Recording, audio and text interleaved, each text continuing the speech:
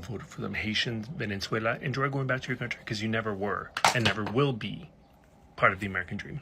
Over 500,000 migrants from Cuba, Haiti, Nicaragua, and Venezuela are now facing deportation, caught in the crossfire of shifting U.S. immigration policies. Many of them, particularly Cuban Americans, were strong supporters of Donald Trump. But with the Trump administration's recent decision to end their legal status, a wave of regret is sweeping through a once loyal voter base.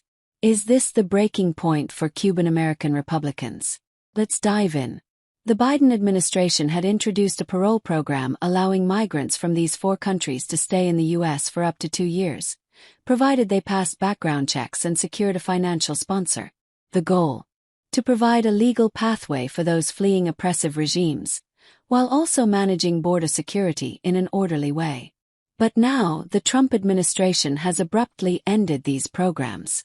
Homeland Security Secretary Kristi Noem stated that the programs do not serve a significant public benefit and are inconsistent with the administration's foreign policy goals.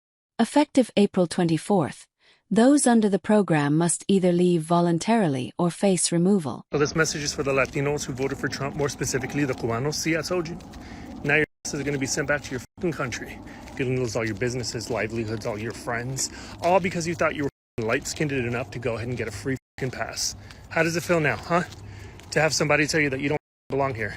For someone to tell you that even though you got signed work to be here, that they're going to go ahead and revoke it. Crazy, right? And now this is the consequences of your actions because you wanted to be a fucking pick-me. And when you're back in Cuba and you're sitting there wondering what the happened or how things went wrong, remember you did this. This is your fault. This is your problem that you need to deal with now. This decision is particularly significant in Florida, where Miami-Dade County is home to the largest Cuban American community in the country. Many of these voters have historically aligned with the Republican Party, believing it best represents their anti-communist values. In 2024, Trump won 70% of the Cuban American vote in Florida, a landslide victory. For years, Cuban Americans were treated as the golden children of immigration policy, often receiving preferential treatment compared to other migrant groups. But with Trump's latest move, that safety net is being pulled away. Many Cuban American Republican politicians now find themselves in a difficult position, caught between their party loyalty and the interests of their own community. Hey everybody, Democrat Matt with a quick Sunday rant. A couple of quick things. I'm heading out this afternoon to a township near where I live to help some local Democrats, a bunch of young Democrats, trying to get elected to town council. My message today for everybody around the country, if you're a Democrat and you believe in grassroots, try to help out. You know, you got an hour or two during the week, you got a little extra money, $1, $5, $10. You know, donate, do some volunteering, do some phone banking, do whatever you got to do to help Democrats get elected and get the ship turned around here, man. We need to help, and we need it especially at the local level. The other message I had today was for the Cubans in South Florida, all the Cubans, especially Cuban males, you know, macho Cuban males who thought Trump was one of them, you know, and they voted for Trump. They've been trending toward Republicans the last couple cycles, and they really went for Trump this cycle. How do you like life now, boys? How's life treating you now? It was announced a couple days ago that Party Pam, your party girl attorney general, and your president, who you think is such a macho, you know, I don't know what the attraction is to this fucking guy, decided that they're going to reclassify about 500,000 people, to a legal status. And you guessed it, in that group are Cubans. So the next time you're going to vote with your instead of your head, vote for the party, or consider voting for the party that actually gives a shit about you and your people, instead of a guy who's going to lie to your face, who is an established, well-documented racist, and in the end, doesn't give a about you, and never will. Oh, and happy Sunday. The response from Republican lawmakers has been mixed. Some, like Florida Representative Maria Elvira Salazar, have tried to deflect blame onto Biden, saying that his administration fooled migrants with empty promises. Others, like Senator Rick Scott, have focused on Venezuelan migrants, arguing that the policy change is necessary because Maduro sent a whole bunch of gang members. But despite the growing concerns among Cuban American voters, many Republican politicians have remained silent. Representatives Carlos Jimenez and Mario Diaz-Balart, both Cuban American Republicans from Miami-Dade, have not publicly commented on the issue. Even longtime Cuban American Republican leader Marco Rubio, now serving as Secretary of State, has yet to address the policy reversal. Don't be the bigger person today. Be the person that helps them understand that sometimes when you fuck around, you find out. And for you Cubans for Trump, how did that shit work out? They're sending your asses back left and right. And guess what? The Venezuelans, so what? Guess what? They're sending your motherfuckers back too. And no more of this free money that you guys get where you guys come here for 8 months. Basically you're untouchable. Trump is overturning all that shit. I'm so happy to get y'all motherfuckers out of here with your third world.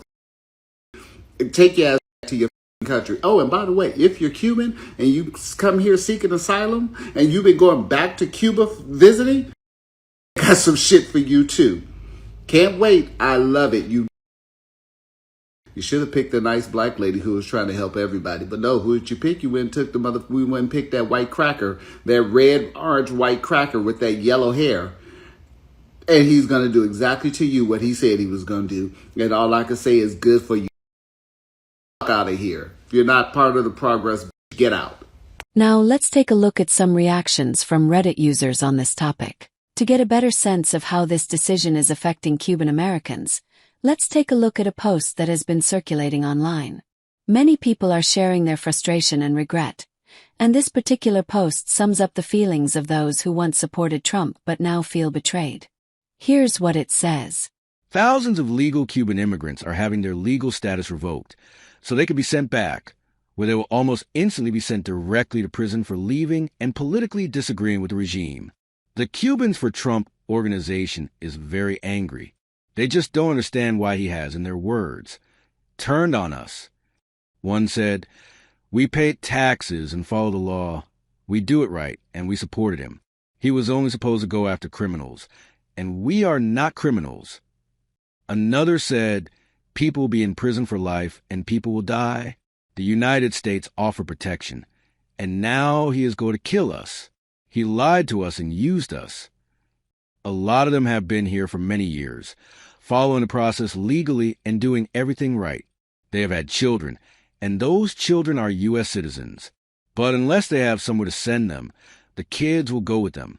Want to know what happens even to the children of political prisoners in Cuba? No, you don't, I promise.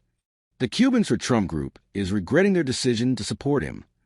Now let's check out some of the top Reddit comments reacting to this post. Here's what people are saying. Any minority group who wanted Trump was very stupid. Unless you're a rich white Christian straight non-disabled male, you should have been very scared of Trump. Yep, I'm not even American, and even merely watching from here, it was pretty damn obvious what Tmerp and co. were going to do. They learned nothing from his previous term. Cubans were always in the Republic Club until now. No matter what. Also, a lot of Florida Cubans live in a cultural bubble. So, in a way, it's easy to see how they could be wrong about the finer points if WASP racism. And yes, Trump is 100% a WASP even if he's trash bred from criminal stock. He even bought himself a coat of arms. Rolling on the floor laughing. So, for those who don't know, people from GB have a long history, at least since the Tudor period, of racism towards Spanish and Portuguese people, and Italy too. So literally in old money WASP circles, it didn't matter if you were legally pre-1964 white. They had clubs where all Catholics and Jews were not permitted. They would put up signs forbidding Spanish people, and flipped out if their child dated an Italian. Except J.D. Vance literally said he didn't care if the Ohioan Haitians were here legally, and I'm 99% sure Project 2025 had removing the Cuban exemption in it. Cubans thought he only hated other immigrants. They literally missed the writing on the wall that he hates them all. Will this decision push Cuban Americans to reconsider their unwavering support for Trump and the Republican Party? Or will party loyalty override personal impact? Historically, polls have shown that for many Cuban American voters, immigration ranks low on their list of priorities, often falling behind issues like the economy and anti-communism. But as the April 24th deadline looms, Thousands of families are facing uncertainty, forcing many to reevaluate their political choices. This could be a defining moment for Cuban American politics. What do you think? Will this policy shift affect Trump's support among Cuban Americans? Let us know in the comments below, and don't forget to like and subscribe for more in-depth analysis.